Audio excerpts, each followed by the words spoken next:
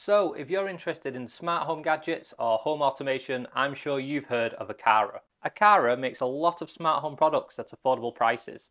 But does this mean that you should be buying AQARA products? Well, I have gone and picked up the AQARA M2 Hub, an AQARA motion sensor, and an AQARA window and door sensor so that you're able to see for yourself if AQARA is the right choice for you. I'll also let you know how AQARA works with the Amazon Alexa ecosystem if you don't use HomeKit. More on that soon.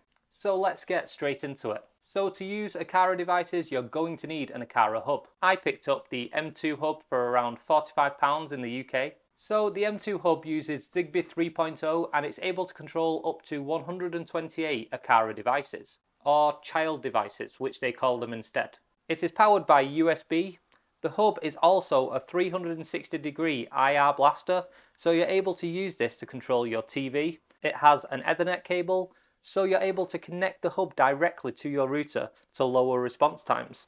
It also has a speaker that can be used for the AQARA security system. While this speaker volume is quite low, it is helpful, especially during setup and when adding new devices. So the AQARA hub supports Alexa, Google Home, Apple HomeKit, and if this then that. The app looks great and is really simple to navigate, especially when setting up automations, as it uses the if such a thing happens, then such a thing will happen. The if this then that layout makes it really user friendly. So as well as the hub, I picked up some sensors. The door sensor is quite small and subtle and features a 2-year battery life. I cannot confirm this as the case as I've only owned the product for a few weeks. But if anyone has had these for longer, let me know in the comments. These are a really good price as they are only £16.99 in the UK. So you could definitely pick up a few of these for your windows and doors and create your own home security system. So the P1 motion sensor comes with an optional holder for fitting to any location you would need it. Like the door sensor, it doesn't require any tools to fit, as it can simply be stuck on the walls, which makes installation really quick and easy. The motion sensor also features an extra wide 170-degree field of view for up to 4 meters and boasts a 5-year battery life, which is just crazy. It is a really small and impressive looking device, especially for the price, as this just cost me £24.99 in the UK. While this speaker isn't the loudest, I still think the AQARA Alert system is a great feature, as you are able to set this for 24/7, home, away, and nighttime modes. If you have other AQARA hubs or cameras that support the security system, these will all alarm when the security system is triggered.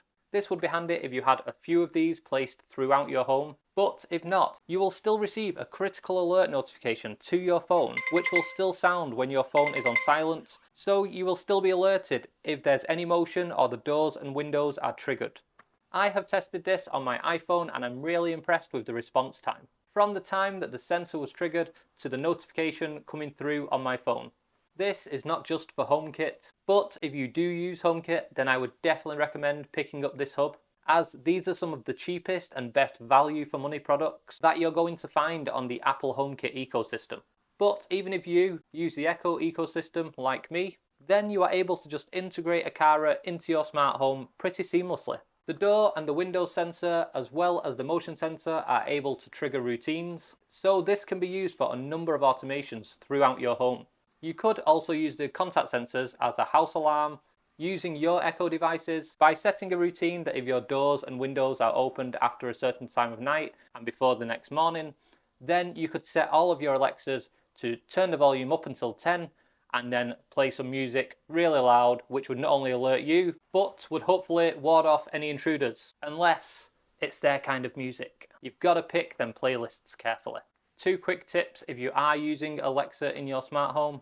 Don't try adding the AQARA hub into your Alexa, as I wasted 30 minutes trying to do this. It shows it in the app like you should be able to add it, but when you do and you search for devices, it just doesn't find it. It's not actually needed. All you have to do is to make sure that in the AQARA app you've binded to your Amazon Alexa, and then you just want to download the AQARA skill on your Alexa app.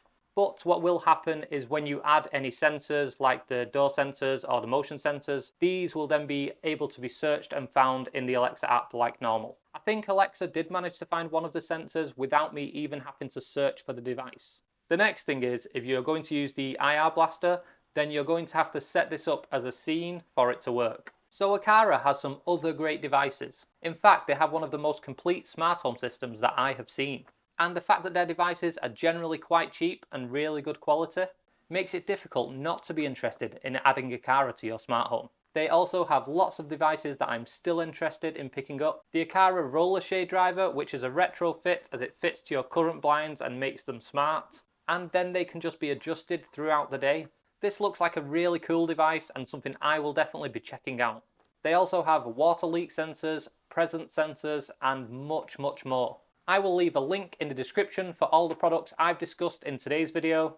And if you're interested in home automation ideas for contact sensors, rather than just using them for home security, then make sure to check out this video. Thanks for sticking around until this point, I really appreciate it. Until next time, thanks for watching.